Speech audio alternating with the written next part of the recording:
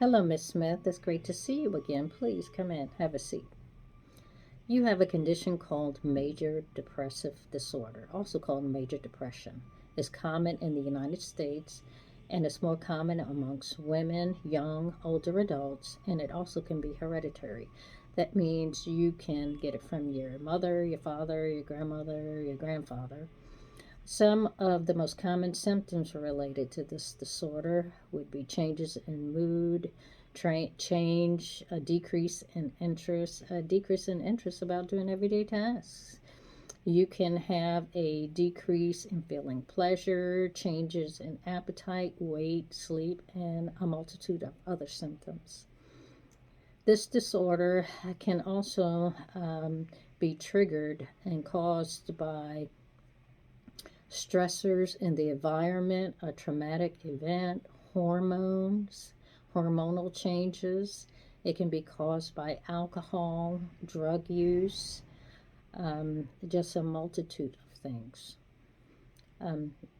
This condition is thought to be caused by a decrease in the messengers of the brain called neurotransmitters. Neurotransmitters relay important messages to every cell in our brain to keep it happy.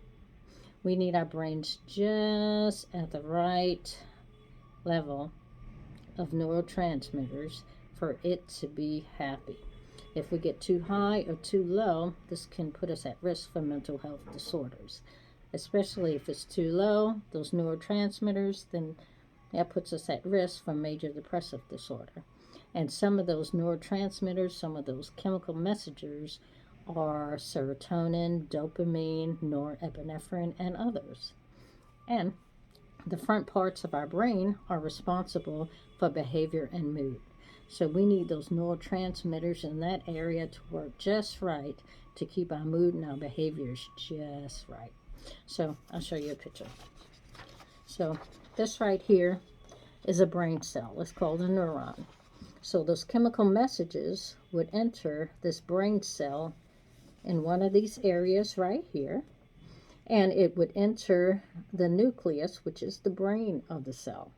It would interpret the message, travel the message down the rest of the cell to the ends of the cells right here, called the synapse.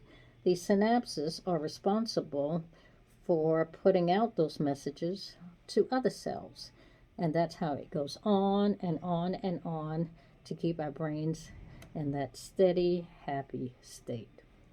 So if there's a block in those neurotransmitters from entering this cell, or a decrease in transmission from the nucleus, from the brain of the cell that interprets it, or if there is a decrease in the amount of the chemical message getting out to other cells, then that can lead to low levels of those neurotransmitters of the serotonin, dopamine, norepinephrine entering other cells that puts us at risk for major depressive disorder.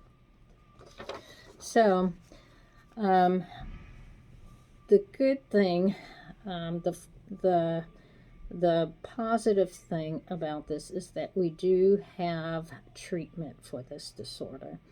We have medication called SSRIs and SNRIs that can help treat your symptoms, and we also have therapy.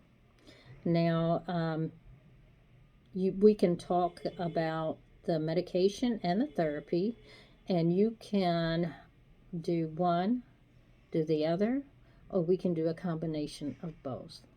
So we'll go ahead and discuss that with you now. And if you have any questions at the end of this, please feel free to ask.